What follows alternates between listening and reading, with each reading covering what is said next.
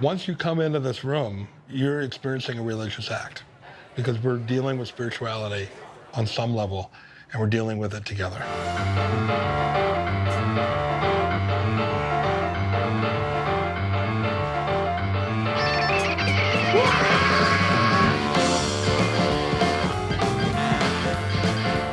Having a residency of this magnitude and of that length of time, I can't tell you how rare that is to find. Well, now Jesus was a man. Man, I get a man now. What's up, everybody? Welcome back to another one of our convos. Today, joining us is two very special guests talking about their recently released documentary called The Reverend, Reverend Vince Anderson, and the director, Nick Canfield. Thank you for joining us. Thanks for having us. Yeah. Thanks. First of all, thank you. Congrats for the I think the official release of The Reverend out on streaming now. I think Criterion Channel. So congrats on that. Thanks. Yeah, we're excited about it. So I guess first question is like, how's it feel, after all these years to have it be out there for everybody? Yeah, it feels good. I mean, it takes like the way I filmed it, like observationally. So you just, have to be there a lot. So I filmed for like 5 years and then we finished it right before COVID. So I had to sit on it for another couple of years. So it's been a long time. So it feels really good to have it out for everybody to see it. Absolutely. I can imagine. Yeah, for sure. People have been asking for years when this movie's coming out. So it's really nice to be able to say, now you can watch it. You can finally watch it. Yeah, I think that's one thing like a lot of people understand about, especially like documentaries, is like just how long that process can be. Whereas films, it could take a year or whatever to 2 years, but like documentaries, like I said, 5 years, 6 years, depending on the subject matter. And you just kind of, I guess, looking back at it, are there like any moments that you kind of like, I forgot about like you're filming, or were like surprised to see on film when you were finally able to see a more final cut of it?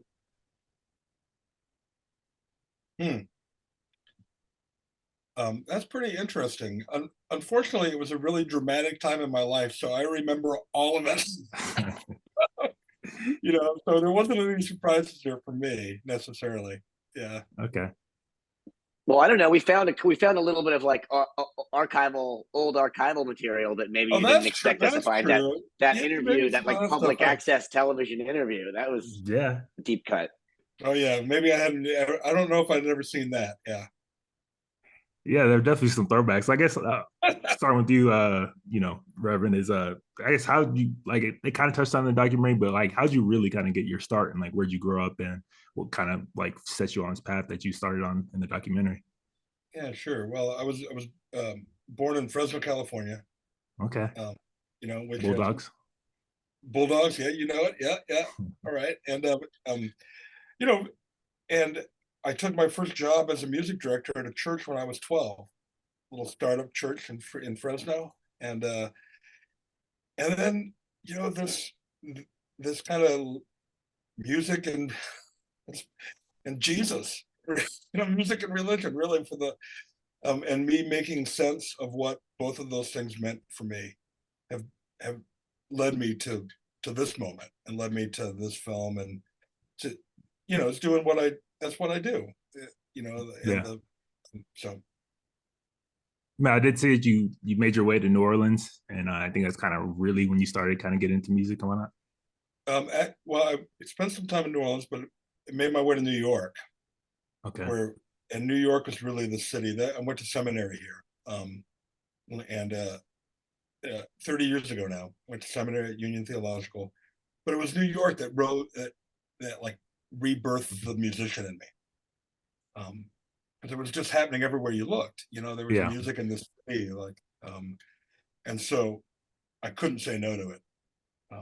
And eventually, that led me to. Well, after 3 months, I dropped out of seminary and followed music as my main path. Okay, yeah, I guess especially thinking about like New York, especially I think it was like in the 90s, right? Yeah, it was 92.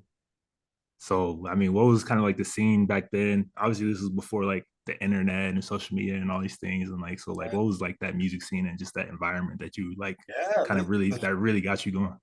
Right. Well, it was really the community. The scene was you just had to go to the bars every night. You had to like you couldn't check to see who was playing on the internet. Yeah. You know, so you just had to like show up at a bar and say, well, what's going on tonight? You know, and people were like, oh, I've got this show, you got this show, or you know, and it really created a different thing because people were you know, we were supporting each other and we were living, you know, we were in community. And so it's a really different, you know, so the 90s were great because everyone was going to everybody's show and you would see music anywhere from free jazz to like real punk stuff to roots rock to blues to country to like it was all happening. And everybody was going to all the shows. It was great. Yeah, I And know. the remnant also, we felt like we were in a direct line from the 80s. You know, that like there was still a little bit of that going on and we were just Yeah. touching it. So it was a heady time to be in New York and making music for sure.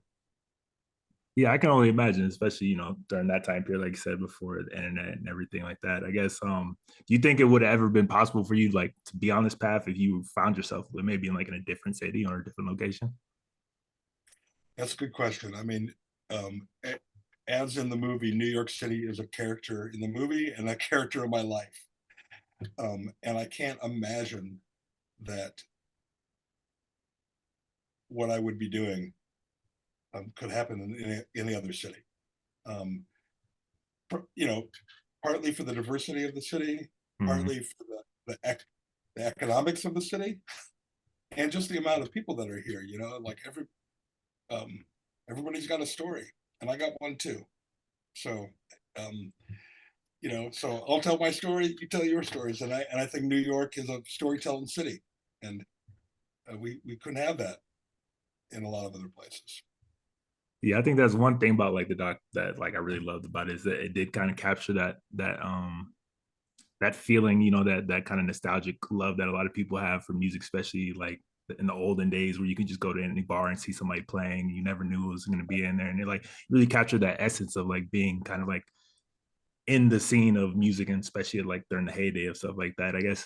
But it also like, you know, shows the glamour and glitz of it all almost from that kind of perspective. Were there any nights, because you do this on a weekly basis, were there any like nights where you're like, maybe not tonight, or like, you know, any feelings where you kind of maybe weren't feeling it? Oh yeah, there's always. I mean, when you do something, you know, we've been doing this show for 26 years now, every Monday night, Yeah, that's right? crazy. Of course, there's going to be times when it's just like, oh man, Netflix sounds really good right about now. You know, just having a meal and watching a movie. But the thing that always happens, and I tell this to everybody, like sometimes I go to a show and I'm not really wanting to be there, but by the time it's over, I don't want to leave. And there's something magical about that it's transformative for me. So I need these shows to get me right. You know, I need Yeah. these shows to get me out of my routine and out of my house and out of all my kind of creature comforts. And hopefully, you know, people that come, they kind of do the same thing. Yeah, I mean, I feel like the documentary like a really good job of capturing that whole aspect of it. And like for you, Nick, I guess kind of how did you come to this story and like and the Reverend and like the whole and wanting to kind of document this in your own way? Yeah, I mean, I was just a fan, really. I mean, I've been watching Vince play for like 6 years before one day I was like, wow, I gotta. I mean, I'm looking around and you can see like the kind of experiences that people are having, you know, at his shows, and like, you know, everybody's been to a show where like the audience is really feeling it, but this goes way beyond that. You know, people are having a spiritual experience, people are having a community experience, and I was like, oh man, I gotta bring this to the world. And then I also wanted to just like see see what makes Vince want to do this and what other things he's doing. And you know, so that's how I got it started. And I knew the saxophone player a little bit, and so she introduced us, and you know, Vince sort of cautiously agreed. Okay. I guess like when he approached you with this idea about you know, creating this whole documentary about you and like your whole, you know, music journey and just your weekly shows and stuff, kind of how was your response to it, and like what did you really think about it? Like were you kind of hesitant? Yeah, I was very hesitant. I mean, I was like beyond hesitant. I was dismissive at first. I was because I'd had some experience with documentary filmmakers in the past trying to do the similar thing. and they did not turn out well. So I was a little, I don't know if I want to get into this again. But Nick was very persistent and kind of stayed with me and just kind of like gently held my hand and finally made me feel comfortable that, yeah, I can do this. And that Nick seemed responsible enough of a person that there'd actually be a film made. Yeah. At the end of it all, because that was part of the fear too. It's just like, what, you're just going to follow me for another year and just like just never see it? Yeah. Never see anything, because that's what happened the last two times. So yeah, I guess what was your kind of prior experience, Nick, like with filmmaking and especially like documentary filmmaking? Yeah, so this is my first film, but I've been a cinematographer on other films. I worked for Albert Maysles in the Maysles films. So like the Maysles brothers kind of started observational filmmaking, what they call like cinema verite, in like the 60s. So they made some really famous documentaries back then, including Gimme Shelter, which is about the Rolling Stones, and The Last Concert at Altamont. And they've made a lot of really amazing films. And so I was really lucky to be able to work for him and learn from him. And it's come from that school where, you have to be there. You have to be there a lot. You got to take the time to let, people like Vince get comfortable with you. So then that takes years. And so you do end up with a lot of footage, you know what I mean? There's hundreds of hours. But that's the way you get the really intimate moments and the good stuff,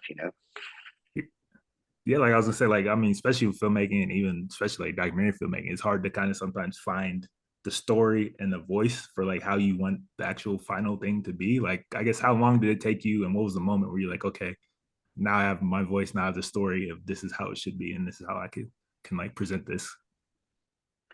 Yeah, that's a good question. I mean, you when you start out and you're filming, you have no idea if you do this way. It depends on what the subject is, but this way where you're just kind of, it's a portrait of somebody. And then also I knew that there was going to be a lot of music, so I wouldn't say I really started to really find the voice, until I got towards the end of filming and really started editing, because, before that I wanted to have even more music and have it take place more on stage and have then I realized that people are only going to watch so much music in a film, you know what I mean? That's a different film. That's just like a total concert film. So it takes a while. I was working with my wonderful editor, who kind of helped me start to figure out what the story was going to be and how we were going to have to balance the kind of three different main elements of the film, which is the music and what you see on stage, and then the story of Vince's life, some of which took place like before we started filming, and then the stuff that Vince is doing, contemporaneously, like in his private life and in his spiritual life. Yeah, that was gonna be my next question. Is like, how did you find that balance? Because you like, there are, like you said, there's the music and the shows, and then there's Vince's personal life, and then there's like the current and the past. And like, how did you find that balance? Because I think you like did a really, really good job of balancing everything out, and everything felt like it got the proper attention. Oh yeah, thank you. I mean, yeah, there's a lot of tinkering. I mean, I definitely had, the first cut, is 2.5 hours long or almost 3 hours long, and has way more music in it. So there's probably too much music in that. I had to take out a lot of songs and a lot of parts of it. Vince also is notorious for having like 12-minute songs. So that's not making it any easier.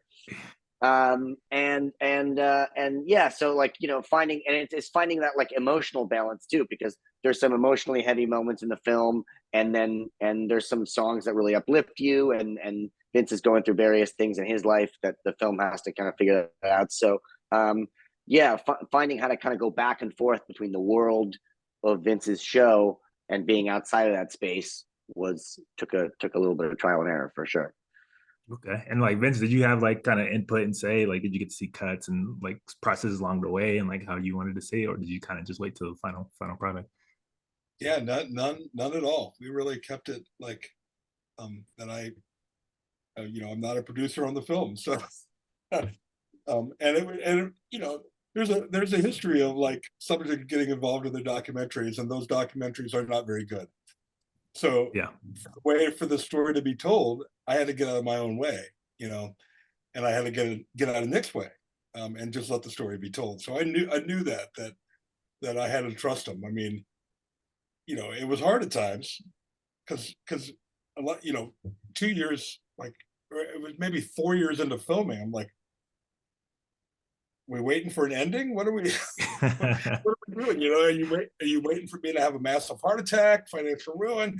I was really starting to think that he was waiting for some climactic moment to end the film. So, so I think that's that kind of thing, and he was in he was in our lives for a long time, and kind of getting used to having a character kind of just with the camera in your face, and it got to the point where thankfully we became friends, and we're still friends even after the movie came out, because I think trusting the process made a really beautiful film, and me trusting the process of not trying to get involved in what the film was going to be, but just let Nick tell the story as he saw it, really made for a film that's very intimate, and strangely enough, when you give up control, it's a film that looks like my life. It really, it looks like it's not foreign to me, and that's what I'm saying. You look at it, it was like, oh, that looks like the life I live, which is a high compliment. I think that was a very difficult thing to do for a filmmaker. Yeah, I was gonna say it takes a lot of trust to just kind of sit back after all those years and kind of not have any input and just trust the product that's gonna come. And I was gonna say, like, as much as it is about the relationship between you and like your band and musicians in the community, like making this film is also so much about the relationship between like you and Nick, and like you guys had to develop that over the years, and how much time you guys were spending around each other, and just that level of trust you had to build. Yeah, and it's really shown in the. I think it's my favorite scene in the movie when I'm making the pastrami sandwich. Yeah. And oh yeah, you gave him the piece of the I gave him the piece, and the fact that Nick took the piece and then ate it while he was still filming really broke. Like, that was the moment I think of the film where we're like, oh, there's a guy behind the camera, and he's maybe kind of friends with this guy, so it, and I think that broke a lot of, for me, that was like, oh, Nick's part of the family now. Yeah, that's funny you point that out, because that's very true. Like, that moment, I think about that is the moment you kind of break that fourth wall, and it's like, oh, this is more than just somebody filming. Like, it's almost like, I don't know if you ever watched The Office, but there's a moment where the cameraman gets his like moment in the series, and like you finally see his face and his voice, and it's like, it kind of felt like that exact moment where it's like, oh wait, there's people behind these cameras, like they have their own lives, and like they've built these relationships over the years that you didn't even see because it's not part of the show, but it's like, oh, of course they have this relationship. Yeah. Interesting.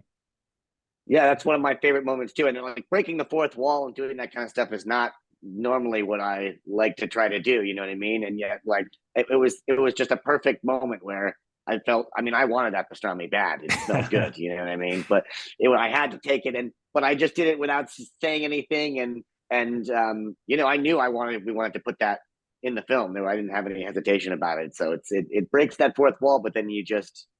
The pastrami, because the hand comes from so close to the camera, you can tell it's mine, and then and then we just move on. No, I thought it was a perfect moment, like you said. Interesting. The very next scene, if I'm remembering correctly, is the wedding. Yes, you take Hudson out for a little walk, and then the wedding. Yeah. So I think that really tied everything together. Yeah, it's all about life, and this film for me, really does ask the question, like, what makes a life, and what are the pieces together, and hopefully this film and everybody that watches it, is inspired by that, and that all lives are beautiful and valid, and we've all got a story to tell, and like, and we had another podcast host that said, well, maybe some people could see the film and said, well, Vince got away with making his own. Vince got away with doing life on his own terms. Maybe I can too. And that kind of thing. Like, this, and Nick captures it so perfectly, of just kind of making a life for yourself and for the world. for other people. Yeah, I mean, I think, like I said, like he definitely captured that whole essence, and I really feel like he captured the spirit of like your shows and like just that community feeling. And I think you mentioned a couple times in the movie how it's like almost like a spiritual um, thing for you while you're performing and like while everybody comes together. And I guess how long did it kind of take to grow to that point, and like how many ups and downs throughout the years, I guess, or whatever. But like, how long did it take to get to that point where it felt like this kind of more spiritual, almost religious community that was coming together around your shows? Yeah, it's a great question, and I really think this scene didn't make it into the film, but one of my favorite scenes that got deleted is me being talking about 9/11, and 9/11 was a few years after I dropped out of seminary, and I was doing these shows, and I was just kind of playing with things. I was kind of finding myself, and then I remember we were at the bar, and it was the Sunday after September 11th. We were doing a show, and people were coming up to me with with posters saying that their loved ones were missing, right? Um, and could they? And we had those posters on my piano, and it was that moment that it felt more than a gig. That this was a community of people gathering together um, to mourn, to lament, and to find community. And that was when I was really like, oh, this is more than a gig. This is what I went to seminary for, actually. And this community and a place where anybody can come, regardless of their religious belief, regardless of who they are or where they've been, can come here and feel something and let themselves feel something. And those places are few and far between, unfortunately, in this world. I think I noticed on that day that this is that place. And ever since then, it's been that for me, and I think for a lot of people. Yeah, I think especially nowadays with everything's kind of so online based, and like maybe the physical connections and COVID and everything like happening like that, like it's such a rare thing to have like these spaces and to have it still be continuing after all these years. Like what's that feeling like to have this kind of, it's almost rare now to have like this continuous week on week basis that people show up to like these physical connections and stuff like that. No, it's very rare, and I'm so thankful that this has been one that's been able to survive, and that's a credit to the people that come. They feel something. I need something. They need something. We come there together to find it. Awesome. And and the fact that it's last 26 years of us doing that, that's good. That's good. That's good news. That's good news for other people that want to do something like this too. And I think if we can inspire other artists and other musicians and other pastors and other people to kind of build community like this one, and build that kind of just nebulous community, we need that Yeah. more than ever. So that's my hope for the film, that people see this and say, oh, maybe I can do that too. I guess like one thing that really stood out to me is obviously the music, and you sing and primarily like gospel music, right? Yeah, I like to call it dirty gospel, Uh, which is really meaning earthy gospel. I think like gospel is, we think that gospel is about singing to God, but it's really about us wrestling, like with God. And down on earth, where it's not about attaining heaven; it's about finding peace here. And so, yeah, all my stuff is rooted in gospel. And to me, gospel is a big word. Gospel means, the word actually means truth, right? yeah. So a gospel singer is a truth singer. And so I'm I humbly say that I'm a truth singer.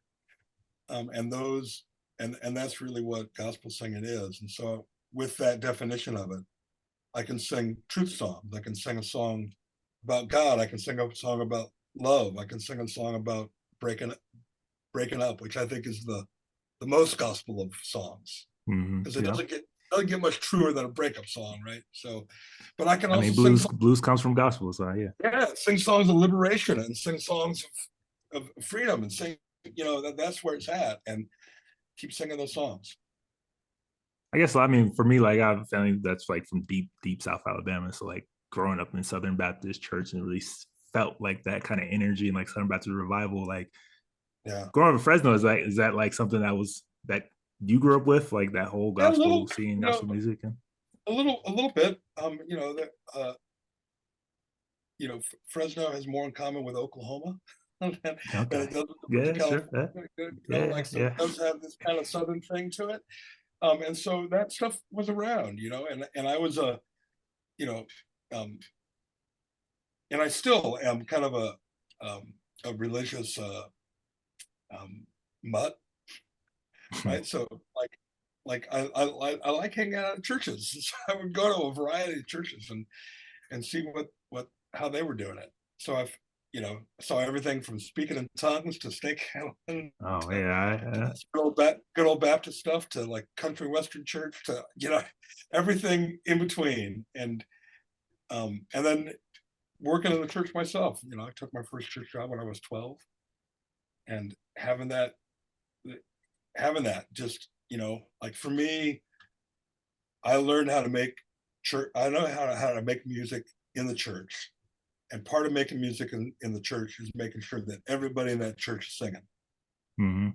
That is what I bring. That is what the church taught me, and that's what I bring to Monday, because I firmly believe that that singing with each other will save us. And we've abandoned that. We've completely abandoned that. You can't yell at somebody when you're singing with them. You just That is can't. true. You're harmonizing with them. So, and Nick captured that so beautifully. When you pan the audience and they're all singing the songs, that doesn't happen very often. So that's a really great moment. To see like, wow, here's a contemporary audience of young people singing together. Yeah, and singing gospel songs in the bar. So like song. it's kind of like this little mine, yeah. And then they're all, and I would say 90% of that audience doesn't believe in God or even thought about God. Because we're a generation of nuns, but we still need some spirituality, something that says like comes from the belly that gets us, and music does that. So that's the spirituality of those Monday nights, and I'm glad that people realize it and are willing to come and like grab it. Did it kind of surprise you when you like had that reaction from like these younger crowds and audiences to like gospel music and like just join in as much as they did? It didn't, because I was raised in the church, and like I just expected people to sing. So maybe that's how it happened. I went in with an expectation. I didn't ever think that people wouldn't. So the invite was made, and like I just imagined a world where everybody sang, and that world exists on Monday nights. Singing and dancing is very, very infectious. So like, yeah, it's hard to not join in when you're in the middle of something like that. I guess you also mentioned the movie, documentary, like how you first kind of started taking these gospel songs, like these bars, and singing to like these just regular everyday people. And I guess it's not like a normal place where you would kind of hear, gospel music, especially late at night and all this stuff when people are getting off work and drinking and whatnot. I guess how's like your response? Like, has there always been positive? Has there been any negative response to you doing it in these places and stuff like that?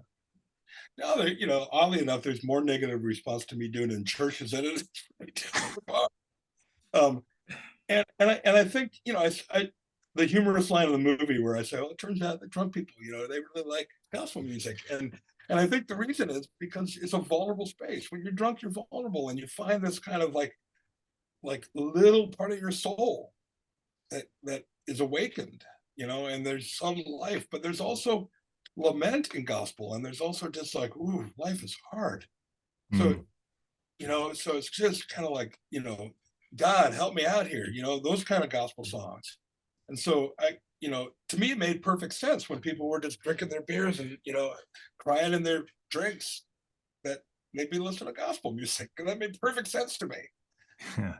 I mean, This is true. I mean, this is definitely true. Like I feel like people, like you said, are vulnerable in that kind of state of mind where it's like Yeah, that perfect time to almost hear it opposite of what yeah, That's where blues. That's exactly. like where blues came from. And those dark Totally. bars at late at night. So it's very Yep. adjacent to gospel. So yeah, I Very, definitely see very that. adjacent. There's, it's there's soul songs. There's the soul, the gospel and blues is the soul crying out, and who can't, everyone can relate to that. Everyone hears that.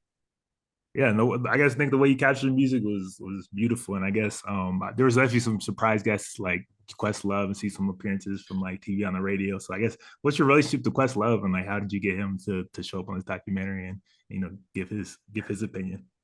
Yeah, well, Amir has been he's been just a great friend. He started coming to these shows early, like in the 90s, and just has always supported us, and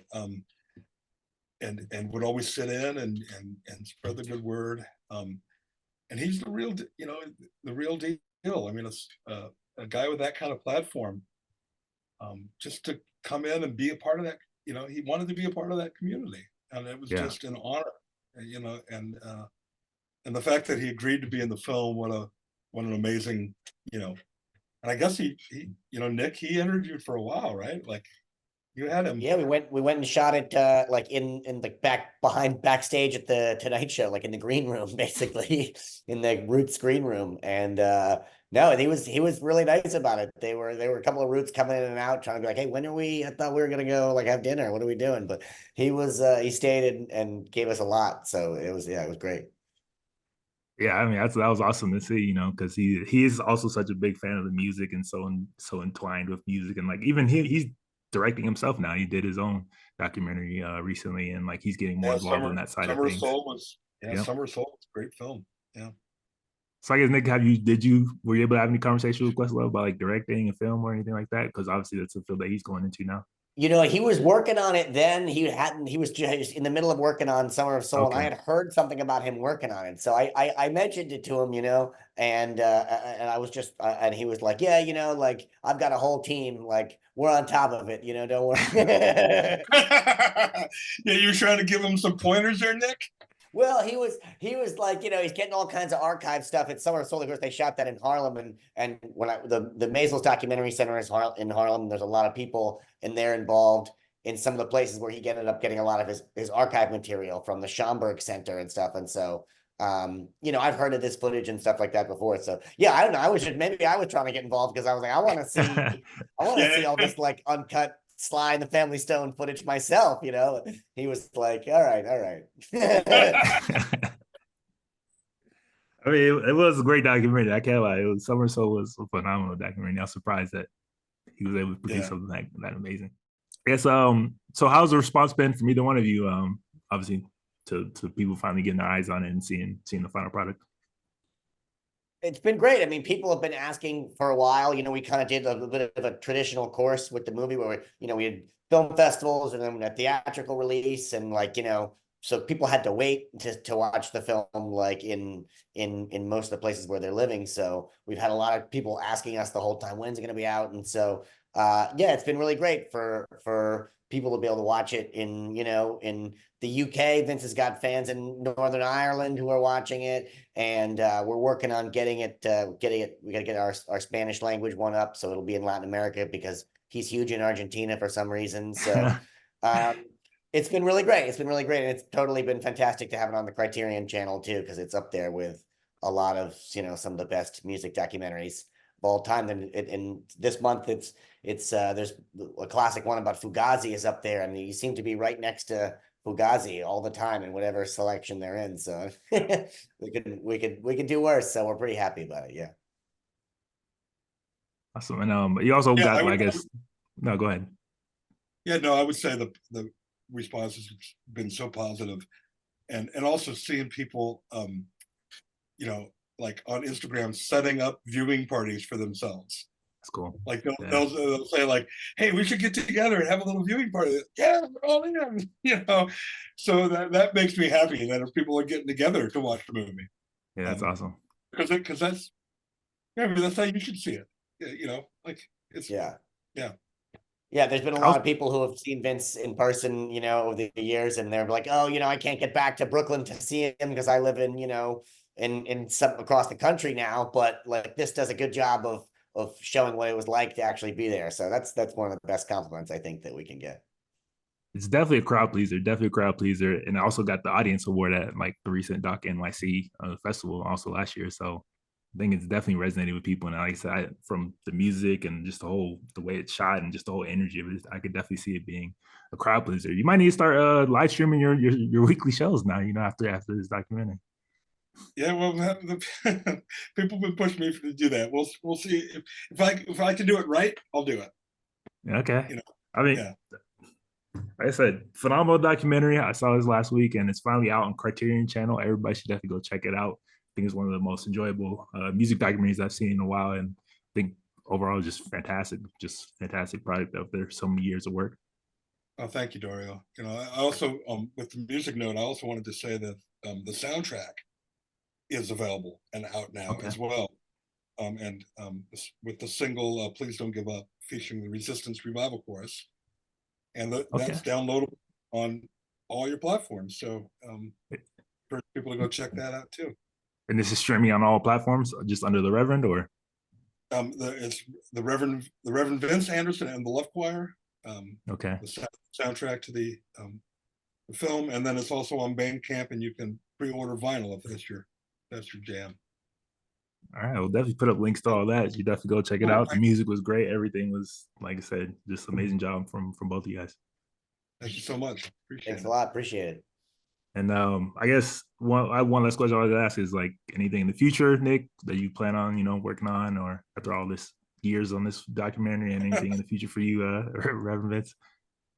Yeah, I'm doing a couple other music shorts. After following Vince nonstop for all these years, I thought I would try to make a documentary with a narrower focus. So I'm working on one about one song. It's like a really well-known song from the 80s that's been used in like tons of movies and things over the years. That song that goes, "Oh yeah, dope." Oh yeah. So exploring the origins of that song and the Swiss electronic guys who are behind it, and they're still together like 40 years later. And so that'll be a fun film as well. Sounds awesome. Great. And for me, the next thing is Monday night. That's all we want to do. You get back and you do it again, and that's a joy for me. So the next thing up, just a few days away. Hey, like I said, Nick, we'll have to get you back on here to speak about that new documentary. It sounds like a good one. And whenever I'm back in Brooklyn, I'll definitely have to come check you out there, Reverend Vince. That'd be awesome. Please do. Yeah, it'd be a pleasure to meet you in person. Use of marijuana.